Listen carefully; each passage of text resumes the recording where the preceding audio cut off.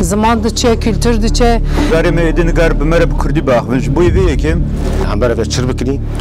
Hambari asimilasyonu Kurd Anatolian. Navin bizanı bunku rol pekane çiye, mana pekane çiye. Armanca pekane peşiye da parastına zamanı mı ya Anatolia navin Kürdistan'a kapçuka amda bejeni.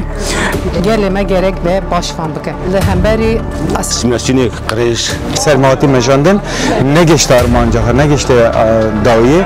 O em jvi ali de jihin berxudana gidedin em Khudan bin, lakab Khudan bin, amj bu yetkini. daxaziyem ez Jename Kürt var table. Ekana bin u kar xabatan tavra bimashinin. Kongre mehro, jamu havalar herkesiyle piroz be. Serseri serçava.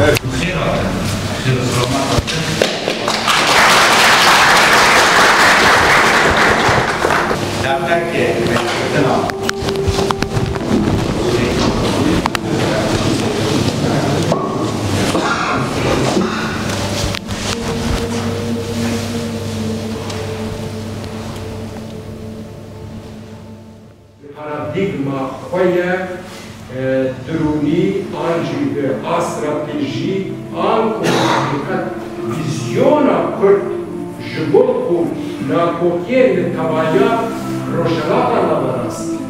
Günlük yaşamımızda bunu bir refleks haline getirmemiz lazım. Yurttaş refleksi, yurtseverlik refleksi haline getirmemiz lazım.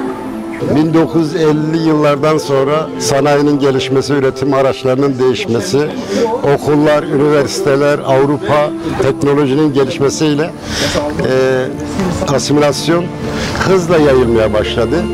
Biz Orta Anadolu Türkleri Bir halkın asimilasyon politikalarıyla yok edilemeyeceğinin ispatı olarak geçmişimizden gelen mirası bizden sonrakilere devredebilmek için PKK'nın çalışmalarının artması, arttırılması ve güçlendirilmesi gerekiyor. bu destek bizde olduğu müddetçe, bu katkılar bize geldiği müddetçe biz bunu gerçekleştireceğiz. Serkeftincan. Üstka Slavtıkım. spas.